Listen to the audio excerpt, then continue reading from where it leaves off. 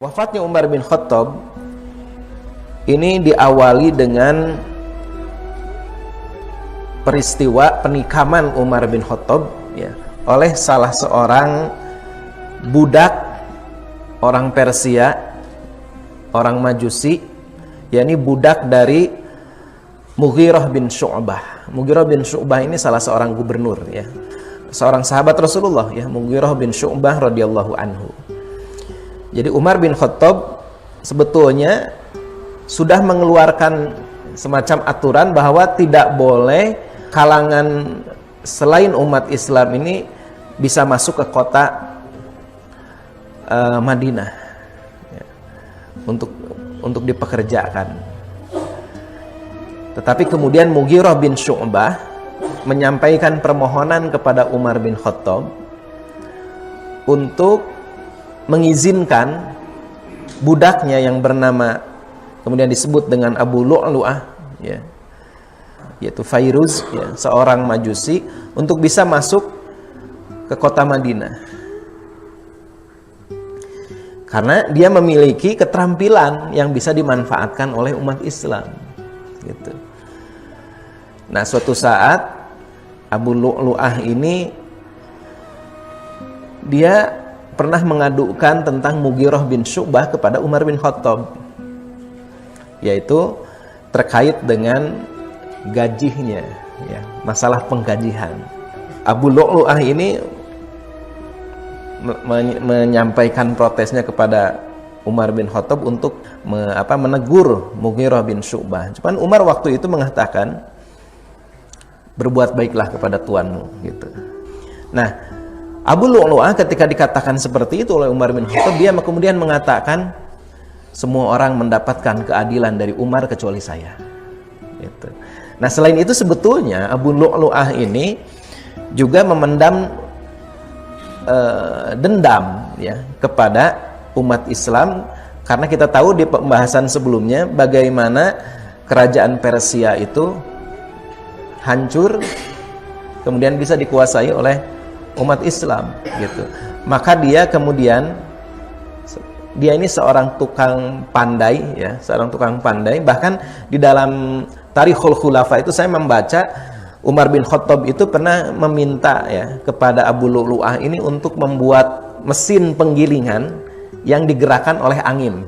Jadi dia ini sebagai apa ya, kalau sekarang disebutnya insinyur lah gitu ya.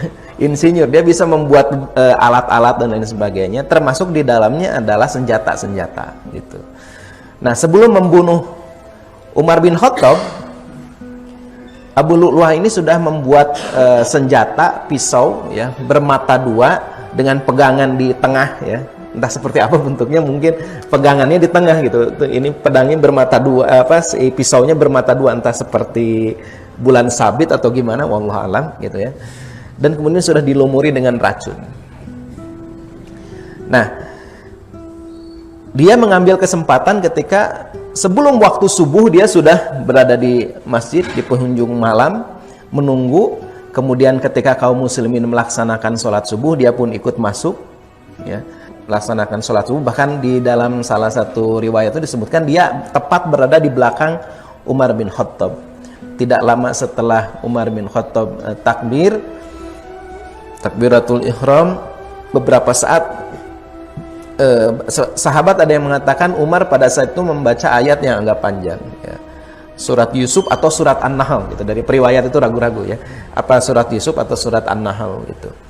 Nah, kemudian tiba-tiba para sahabat tidak mendengar, apalagi yang di belakang ya, takbir intiqal. Takbir intiqal itu pergantian ya. Nah, pada saat itu Abu Lu'lu'ah itu kemudian menikam Umar bin Khattab sampai 3 kali tikaman di pundaknya, kemudian di lambungnya. Orang-orang ini belakang mengira bahwa Umar ini lupa, kemudian mereka mengucapkan subhanallah, subhanallah gitu di belakang. Sementara orang-orang yang di depan melihat peristiwa itu. Nah, Abu Lu'lu'ah ini sampai kemudian juga dia berusaha untuk keluar dari masjid, maka dia pun kemudian menikam siapa saja menghalangi jalannya, sampai 7 orang dari 13 orang itu juga terkena sabetan senjatanya dan wafat, meninggal dunia. Ya. Ketika Umar bin Khattab setelah ditikam seperti itu, pada saat itu sholat dilanjutkan, dipimpin oleh Abdurrahman bin Auf, ya, dengan surat yang pendek. Kemudian dibawalah siapa Umar bin Khattab oleh Ibnu Abbas ke rumahnya. Nah, kemudian setelah agak sadar, Umar berkata kepada Abdullah bin Abbas, aku ingin meninggalkan dunia ini, aku berada dalam kondisi rezeki apa adanya. Tidak ada kewajiban yang harus kubayar dan hak yang harus kuambil. Ya. Persahabatanku dengan Rasulullah SAW adalah persahabatan yang suci murni, itu kata beliau. Nah, kemudian beliau mengatakan, adapun perkara kekhalifahan, aku serahkan kepada permusyawaratan. Nah, ini sahabat-sahabat senior, ya, Utsman bin Affan, Ali bin Abi Thalib, Talhah bin Ubaidillah, Zubair bin Awam, Abdurrahman bin Auf, kemudian Sa'ad bin Abi Waqqas. Ini 6 orang yang menurut Umar bin Khattab adalah sahabat-sahabat yang diridhoi oleh Rasulullah SAW. Ada pernyataan langsung dari Rasulullah SAW ketika masih hidup, ya. Jadi orang-orang ini yang dipercaya oleh Umar bin Khattab untuk membicarakan tentang urusan kekhalifahan. Memang orang-orang inilah juga yang pada masa Rasulullah SAW sering oleh Rasulullah SAW diikut sertakan dalam musyawarah. Kemudian beliau masalah utang, ya. Nah, ingat hutang, ya. Umar memanggil putranya Abdullah bin Umar, kemudian berkata, wahai Abdullah, coba periksa jumlah utangku semuanya ada berapa, gitu. Setelah dihitung, ternyata utang Umar bin Khattab ini sekitar 86.000. Cuman saya nggak tahu nih, 86.000 itu 86.000 dirham atau 86.000 dinar, ya. Nggak disebutkan, cuman disebutkannya dalam buku-buku itu 86.000 aja, gitu. Maka kemudian Umar mengatakan, jika harta keluarga Umar cukup untuk menutupi utang-utang tersebut, bayar, ya, dengan harta mereka. Bila tidak cukup, tolong minta sisanya kepada Bani Adi, ya. Kalau juga tidak cukup, maka tolong kepada kaum Quraisy. Kemudian Umar meminta izin masalah penguburan. Umar meminta kepada Abdullah, anaknya, untuk datang ke Ummul Mukminin Aisyah radhiyallahu anha. Kemudian Umar berkata kepada Abdullah, sampaikan salam dari Umar. Kemudian jangan bilang Amirul Mukminin, tapi bilang Umar, ya. Bilang Umar. Meminta izin untuk apa? Untuk dikebumikan dengan, yakni Rasulullah Muhammad SAW dan Abu Bakar. Nah, waktu itu Aisyah radhiyallahu anha mengizinkan, ya, Umar bin Khattab bisa dikubur bersama 2 orang sahabatnya itu. Kemudian ini wasiatnya, wasiat dari Umar bin Khattab tentang penggantinya. Kata Umar, sesungguhnya kalau Abu Ubaidah bin Jarrah masih hidup, aku akan menunjuknya sebagai penggantiku. Jika nanti Allah bertanya kepadaku di akhirat, aku akan menjawab, sesungguhnya aku telah mendengar Rasulullah SAW berkata, Abu Ubaidah adalah orang yang paling terpercaya dalam umat ini. Dan andai saja, kata Umar, Salim, ya, sahaya Abu Hudzaifah masih hidup, maka aku akan menunjuknya sebagai penggantiku, sebagai khalifah. Jika Allah bertanya kepadaku, aku akan menjawab, aku telah mendengar Nabimu bersabda, sesungguhnya Salim ini adalah orang yang sangat mencintai Allah dan sejati dalam cintanya kepada Allah itu.